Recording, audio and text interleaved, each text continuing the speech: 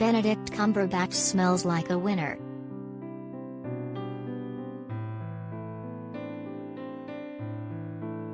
The British actor has been showered with praise for his performance as a brutish cowboy in The Power of the Dog, with most Oscar pundits predicting he'll earn his second nomination for Best Actor, after 2014's The Imitation Game.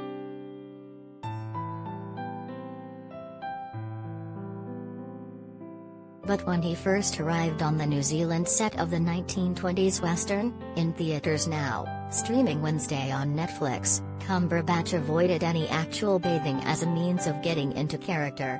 Jane Campion, the film's director, initially encouraged it.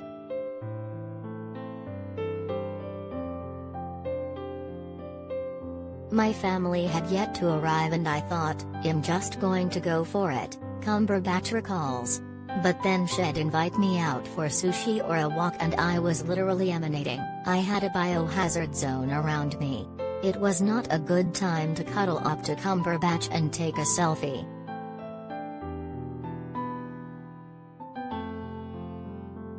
Benedict Cumberbatch stuns as a cruel cowboy in Jane Campion's Power of the Dog.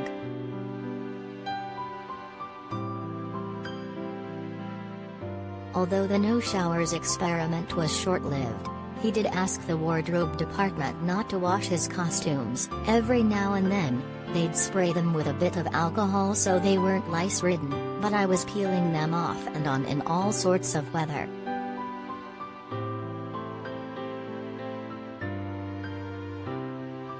For Cumberbatch, 45, how he smelled was a huge part of connecting to the amazingly sensual and animal nature of Phil Burbank, a volatile rancher who works alongside his meek brother, George, Jesse Plemons. When George meets and marries a benevolent widow named Rose, Kirsten Dunst, Phil becomes consumed with jealousy. He starts to incessantly belittle the newlyweds and Rose's sensitive teenage son, Peter, Cody Smith McPhee, who forms an unexpected connection with his harasser.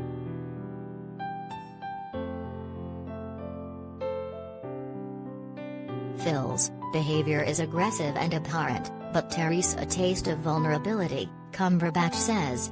This woman comes into his brother's life and he sees his brother glowing with love, and he can't stand it. Has terrified, has fearful, and he acts out. That usually comes from a place of insecurity.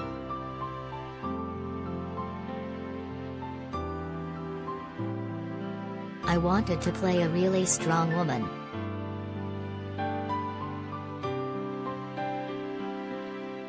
The slow-burning drama, adapted from Thomas Savage's 1967 book, wrestles with potent themes of toxic masculinity, gaslighting and repressed desire. Phil bitterly watches from a distance while his fellow cowhands roughhouse, bathe together and chase prostitutes at a local saloon. Campion gradually reveals that Phil is mourning a lost relationship.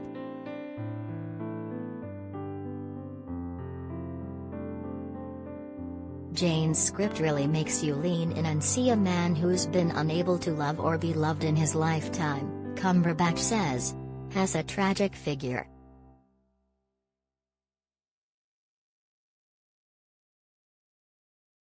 In his novel, Savage explores the frailty in the alpha and the complexity behind who Phil really is, the secret he had to hold and how the core of him was not allowed to be shared, Campion says.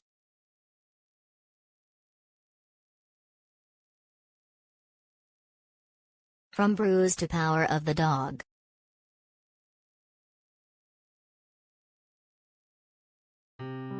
The filmmaker recalls seeing Cumberbatch's charismatic leading turns in TV series Sherlock and Patrick Melrose, and knowing that he'd have the big personality and emotional tenderness necessary to embody Phil. She also liked that the London native wasn't an obvious choice to play a gruff Montana cowboy.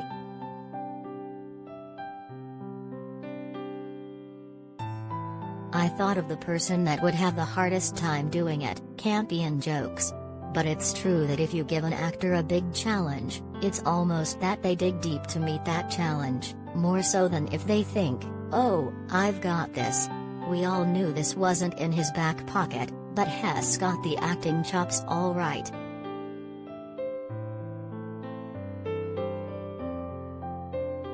Cumberbatch learned a variety of new skills during the production of Dog, including playing banjo, braiding ropes, lassoing livestock and rolling cigarettes with one hand.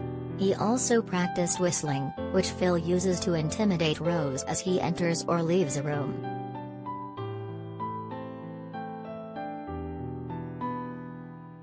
That took a long time and a lot of patience from the people around me, particularly my family, says Cumberbatch, who has 3 exceptionally beautiful, extraordinary children with his wife, theater director Sophie Hunter, Kit, 6, Hal, 4, and Finn, who will be 3 in January.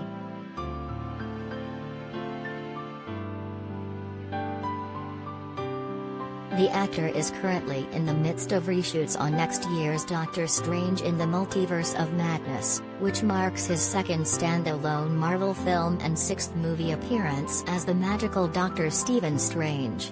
He is well trained in not spilling any details about the upcoming Spider-Man: No Way Home, in theaters December 17th.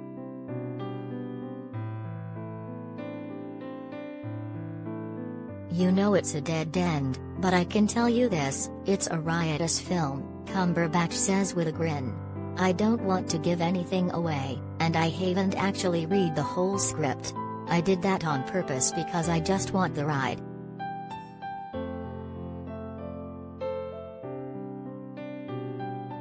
Could it be Lady Gaga versus Halle Berry vying for Best Actress this year?